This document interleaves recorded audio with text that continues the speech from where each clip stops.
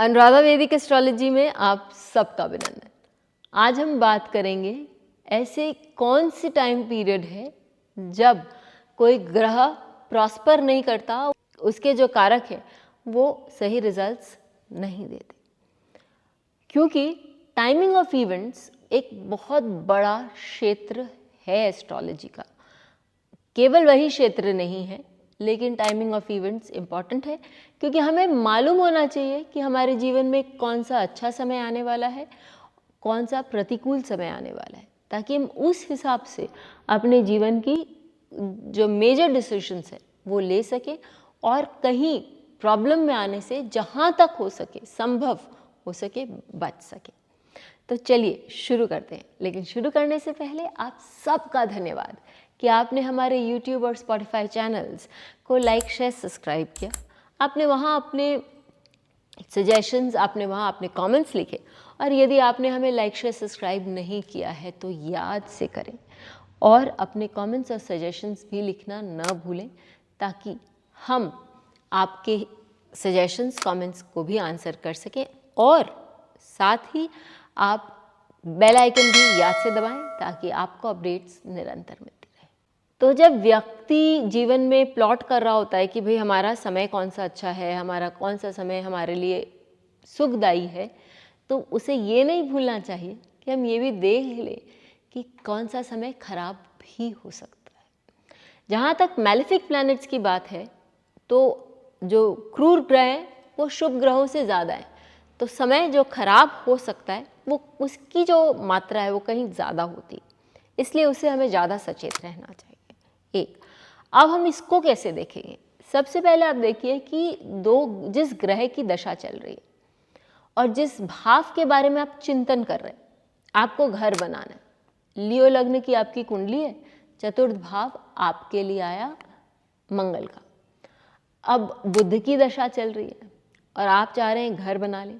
बुध और मंगल तो दुश्मन है, वो तो कभी परस्पर एक दूसरे के साथ कोई भी अच्छा रिजल्ट नहीं देते। इनफैक्ट बुध और मंगल की एक बहुत ही खासियत है, क्योंकि उनमें आपस में 3-11 और 6-8 का रिलेशन है, तो एक दूसरे को पीछे भी खींचते हैं और बढ़ावा भी एक लेवल पे देते हैं। बुध मंगल का जब भी कॉम्बिनेशन आएगा आपके लाइफ में, आप देखेंगे कि आप 4 स्टेप्स अहेड और 3 स्टेप पीछे आ रहे हैं।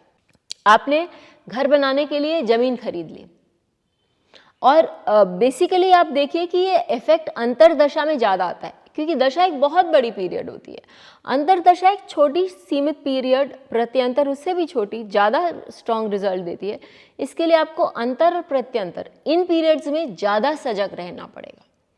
तो आपने ज़मीन खरीद ली उसके अंतरदशा में, और आप ये हुआ कि आप देख रहे हैं कि भाई ये तो आप कुछ कर ही नहीं पा रहे, क्योंकि ये मालूम पड़ा ये डिस्प्यूटेड ज़मीन है।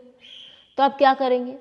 उस समय आप देखेंगे कि आप टाइम को टालेंगे और ये बुध की अंतरदशा में आप वो काम नहीं करेंगे, ज़मीन नहीं खरीदेंगे।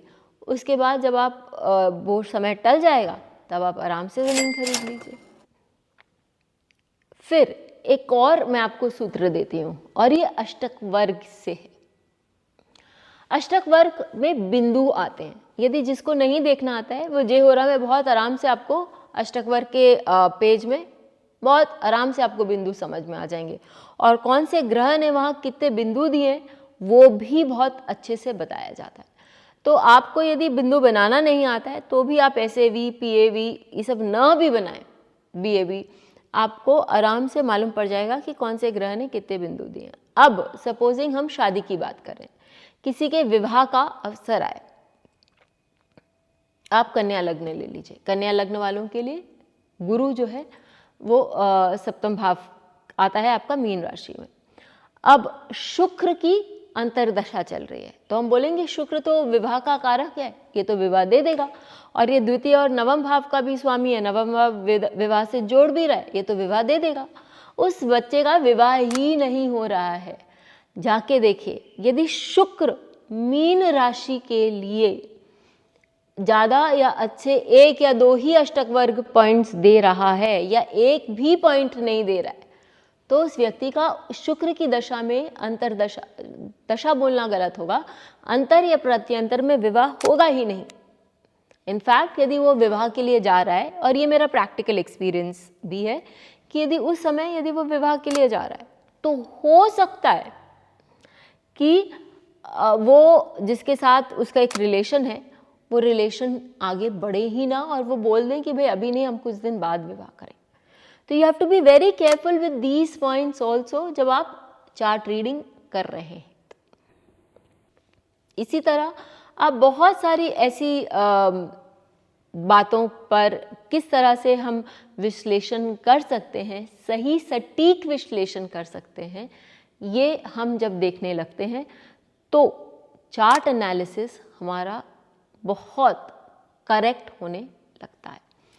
इसी के साथ फिर मिलेंगे, लेकिन अपने चार्ट्स में ये सारी बातें ज़रूर लगा के देखें और हमें भी कमेंट सेक्शन में बताएं कि ये आपके लिए किस तरह से काम कर रहा है। फिर मिलेंगे, तब तक के लिए धन्यवाद। Please hit the bell icon for fresh updates. Don't forget to like, share and comment on the videos, and please subscribe to our channel.